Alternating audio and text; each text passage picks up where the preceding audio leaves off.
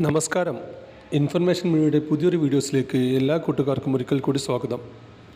1600 രൂപ പെൻഷൻ വാങ്ങുന്ന ആളുകൾ ശ്രദ്ധിക്കേണ്ട കാര്യങ്ങളെക്കുറിച്ചാണ് നോക്കാൻ പോകുന്നത്. 2025 ജനുവരി 1 മുതൽ നിർബന്ധമായി ചെയ്യേണ്ട 3 കാര്യങ്ങളെക്കുറിച്ച് നോക്കാൻ പോകുന്നു.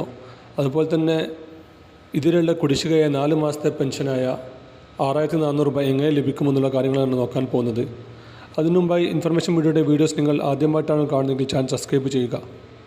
ഒരു തരത്തിലുള്ള രാഷ്ട്രീയ കാര്യങ്ങൾ നമ്മുടെ ചാനൽ വരുന്നതല്ല. ഗവൺമെൻറ്റിന് ലഭിക്കേണ്ട സേവനങ്ങൾ, ആനുകൂല്യങ്ങൾ, അറിയിപ്പുകൾ എന്നിവയെക്കുറിച്ച് മാത്രമായിരിക്കും വീഡിയോസ് വരുന്നത്. ശ്രദ്ധിക്കുക, ഗവൺമെൻറ് സേവനങ്ങളിൽ എപ്പോൾ വേണമെങ്കിലും മാറ്റങ്ങൾ വരാം. അതുകൊണ്ട് തന്നെ ഏറ്റവും പുതിയ അറിയിപ്പുകൾ ലഭിക്കാൻ തൊട്ടടുത്ത ബെല്ലൈക്കൺ കൂടി ക്ലിക്ക് ചെയ്ത് വെക്കുക. ആദ്യം നമ്മൾ നോക്കാൻ പോകുന്നത് ക്ഷേമ പെൻഷൻ എന്തെല്ലാം കാര്യങ്ങളാണ് ശ്രദ്ധിക്കേണ്ടതെന്നുള്ളതാണ്.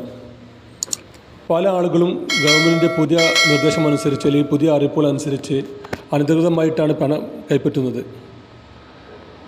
അതിൽ തന്നെ ആദ്യമായി നോക്കുന്നത് അവരുടെ വീടുകളാണ്. 1000 സ്ക്വയർ ഫീറ്റിന് മേലെ വീടുള്ള ആളുകളാണെങ്കിൽ സർക്കാരിൻ്റെ പുതിയ നിർദ്ദേശമനുസരിച്ച് 1000 സ്ക്വയർ ഫീറ്റാണ് കണക്ക് വരുന്നത്. 1000 സ്ക്വയർ ഫീറ്റിന് മേലെ വീടുള്ള ആളുകളാണെങ്കിൽ അവർക്ക് പെൻഷൻ അർഹതയില്ല. അങ്ങനെയുള്ള ആളുകൾ പെൻഷൻ കൈപ്പറ്റി കഴിഞ്ഞ് തിരിച്ചടയ്ക്കേണ്ടി വരും. അതുപോലെ തന്നെയാണ് പെൻഷൻ മസ്റ്ററിങ് ചെയ്യാത്തത് മൂലം പെൻഷൻ തടസ്സപ്പെട്ട ആളുകളുണ്ടെങ്കിൽ 2025 ജനുവരി 1 മുതൽ നിർബന്ധമായും മസ്റ്ററിങ് പൂർത്തിയാക്കണം. എങ്കിൽ മാത്രമായിരിക്കും തുടർന്നും അവർക്ക് പെൻഷൻ ലഭിക്കുകയുള്ളൂ. അപ്പോൾ തന്നെ ശ്രദ്ധിക്കേണ്ട മറ്റൊരു കാര്യമാണ്, 1 ഏക്കറിന് മേലെ ഭൂമിയുള്ള ആണെങ്കിൽ അവർക്ക് പെൻഷൻ അർഹതയില്ല. നമ്മുടെ റേഷൻ കാർഡിൽ പേരുള്ള മുഴുവൻ ആളുകളുടെയും പേരുള്ള ഭൂമി 1 ഏക്കറിന് മേലെ കൂടുതലാണെങ്കിൽ അവർക്ക് ക്ഷേമ പെൻഷൻ അർഹതയില്ലെന്നാണ് സർക്കാർ കണക്കാക്കുന്നത്. അതുപോലെ തന്നെ ശ്രദ്ധിക്കേണ്ട മറ്റൊരു കാര്യമാണ്, നമ്മുടെ വാഹനമുണ്ടെങ്കിൽ, നമ്മൾ ഉപയോഗിക്കുന്ന കാറ് 4 ചക്ര വാഹനമുണ്ടെങ്കിൽ അവർക്കും പെൻഷൻ അർഹതയില്ല. അങ്ങനെയുള്ള ആളുകൾ എത്രയും പെട്ടെന്ന് തന്നെ പെൻഷൻ നിർത്തലാക്കാനുള്ള അപേക്ഷ പഞ്ചായത്തിൽ കൊടുക്കേണ്ടി വരും.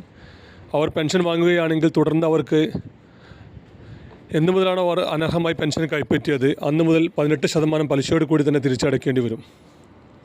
അതുപോലെ തന്നെ ശ്രദ്ധിക്കേണ്ട മറ്റൊരു കാര്യമാണ്, കുടുംബത്തിൽ ആർക്കെങ്കിലും ഗവൺമെൻറ് സർവീസിൽ ജോലിയുള്ള ആളുകളുണ്ടാവുക, അല്ലെങ്കിൽ അർദ്ധ സർക്കാർ സ്ഥാപനങ്ങളിൽ ജോലിയുള്ള ആളുകളുണ്ടാവുക.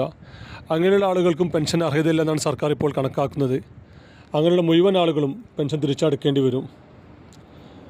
അതുപോലെ തന്നെ ശ്രദ്ധിക്കേണ്ട മറ്റൊരു കാര്യമാണ്, വർഷാവർഷം നൽകേണ്ട വരുമാന സർട്ടിഫിക്കറ്റ്. എല്ലാ വർഷവും നൽകേണ്ട കാര്യമാണ് വരുമാന സർട്ടിഫിക്കറ്റ് നിർബന്ധമായും നൽകണം.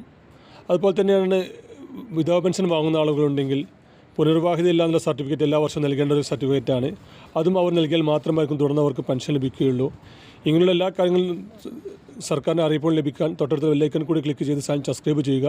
ഇനി ഒരു പുതിയ വീഡിയോസുമായി കാണാം. അതുവരെയും എല്ലാ കൂട്ടുകാർക്കും നന്ദി, നമസ്കാരം.